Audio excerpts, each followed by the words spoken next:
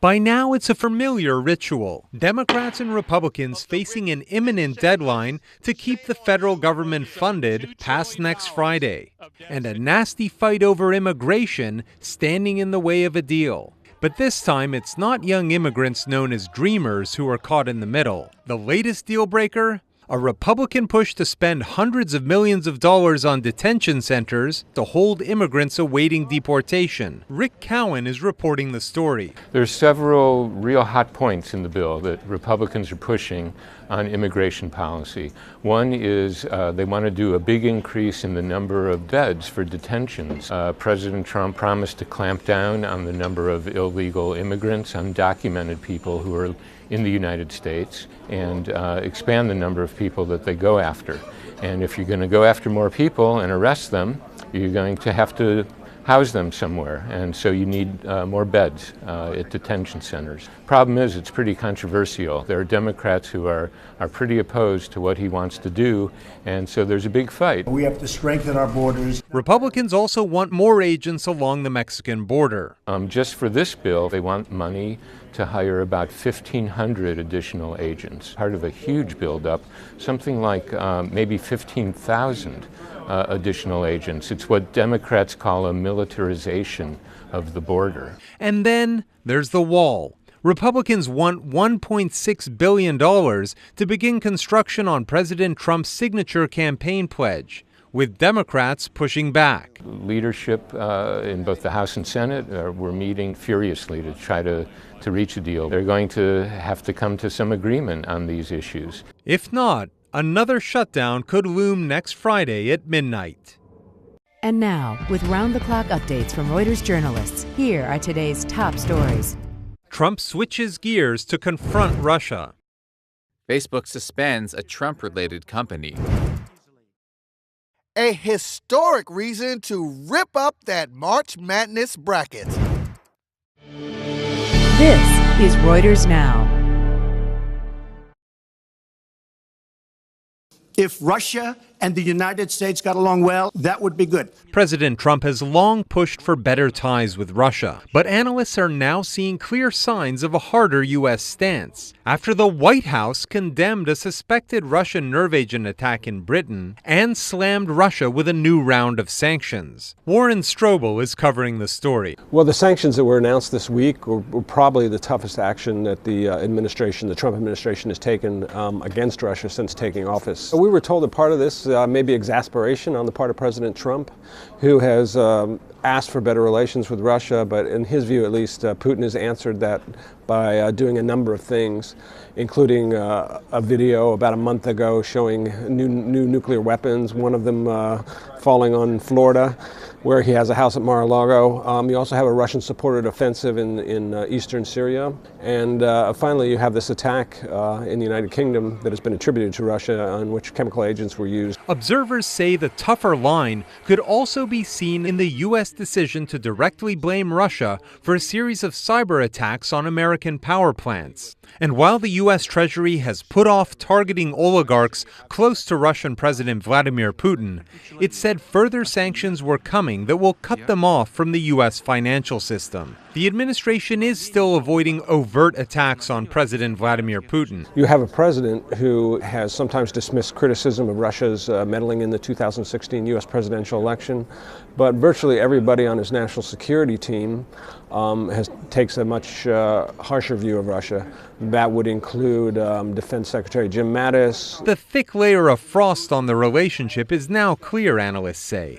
In a phrase right out of the Cold War, one U.S. official telling reporters to stay tuned for more actions to, quote, counter Russian aggression. Facebook on Friday said it was suspending political data analytics firm Cambridge Analytica, which worked for President Trump's 2016 election campaign, after finding data privacy policies had been violated. In a statement, Facebook said it suspended Cambridge and its parent group Strategic Communication Laboratories after receiving reports they did not delete information about Facebook users that had been inappropriately shared from a third-party app. The New York Times claims the suspension came shortly before the publication of their article, citing former Cambridge employees, reporting that the firm exploited the private information of 50 million users without their permission. Cambridge Analytica was not immediately available for comment. I think our data was excellent. Brad Parscale, who ran Trump's digital ad operation in 2016 and is his 2020 campaign manager, declined to comment on Friday. On its website, the company says it, quote, provided the Donald J. Trump for President campaign with the expertise and insights that helped win the White House. The company is funded by Robert Mercer, a billionaire who has also funded Trump's campaign, Breitbart, and figures like Steve Bannon and Milo Yiannopoulos. Just 2 days before he was set to retire, Andrew McCabe, the former number 2 man in the FBI, was fired by Attorney General Jeff Sessions. A frequent target of President Trump, McCabe promptly issued a statement Friday saying he's being politically targeted because he is a crucial witness into whether Trump tried to obstruct the Russia investigation. And on Saturday, a source told Reuters that McCabe kept detailed notes of his and fired FBI Director James Comey's interactions with President Trump, memos which will likely be of interest to special counsel Robert Mueller. Trump ousted Comey last year and acknowledged in a TV interview that he fired Comey over, quote, this Russia thing. Shortly after midnight, the president took to Twitter to praise McCabe's firing as, quote, a great day for democracy. And Comey, who has a book coming out in a month, tweeted, quote, Mr. President, the American people will hear my story very soon, and they can judge for themselves who is honorable and who is not. I believe the proper thing for me to do would be to recuse myself from any... Attorney General Sessions, who had supposedly recused himself from any Russia or campaign-related investigations, said he felt justified in firing McCabe after the Justice Department's internal watchdog found that he leaked information to reporters about his role in probes tied to Hillary Clinton and then misled investigators about his actions. McCabe denies those claims. He stepped down from his position as FBI Deputy Director in January, but remained on leave pending retirement. Trump and other Republicans have accused McCabe, a lifelong Republican who worked at the FBI for over 20 years, of political bias and conflicts in connection with his oversight of investigations related to Hillary Clinton. McCabe's dismissal comes 2 days before his 50th birthday, when he would have been eligible to retire from the FBI with his full pension. His firing now puts his pension in jeopardy.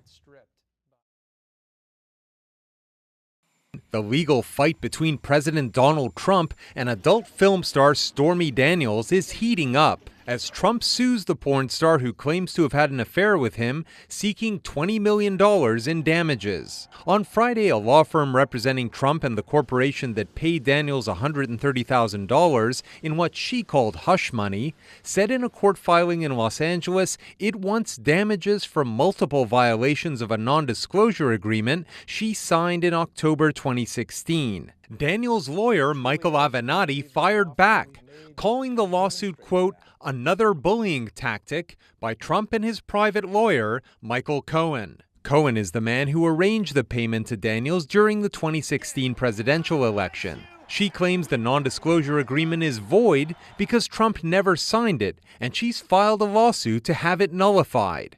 Now Trump's lawyers want that lawsuit moved to a federal district court, where it's more likely Daniels would be forced into an arbitration process that could be kept out of the public eye. Under the non-disclosure agreement, Daniels, whose legal name is Stephanie Clifford, could be hit with a $1 million penalty every time the deal is broken. Trump's lawyers say she's done that at least 20 times, and they're upping the pressure on her to keep quiet. The legal tug-of-war comes just days after it was revealed that the Trump Organization was directly involved in efforts to silence Daniels. Daniels' lawyer is also claiming that efforts to keep her quiet aren't just taking place in the courtroom. On Friday, he told several cable news shows that Daniels had been physically threatened and warned to remain silent. He didn't provide details about the alleged threats, but said Daniels would when she appears on 60 Minutes on March 25th.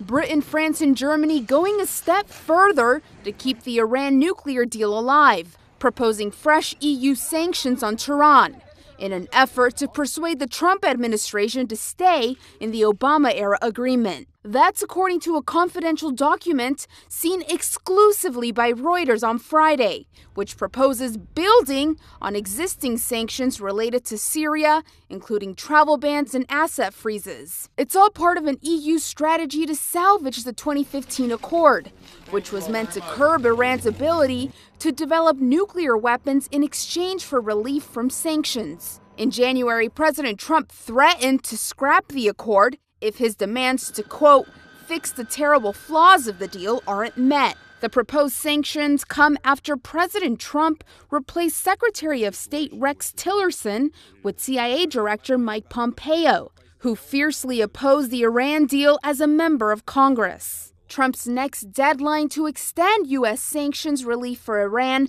is May 12th. March Madness, the time when history can be made and hearts broken.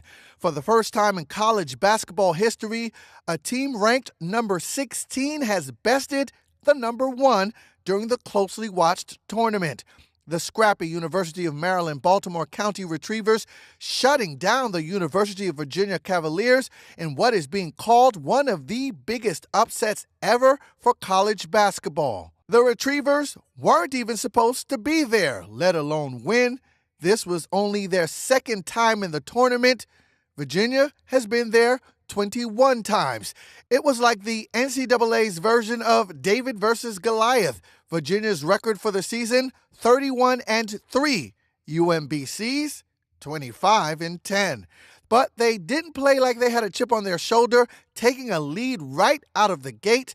Their success, no doubt, causing many college basketball fans to just rip up their brackets as they try to bet which team will ultimately become this year's champion.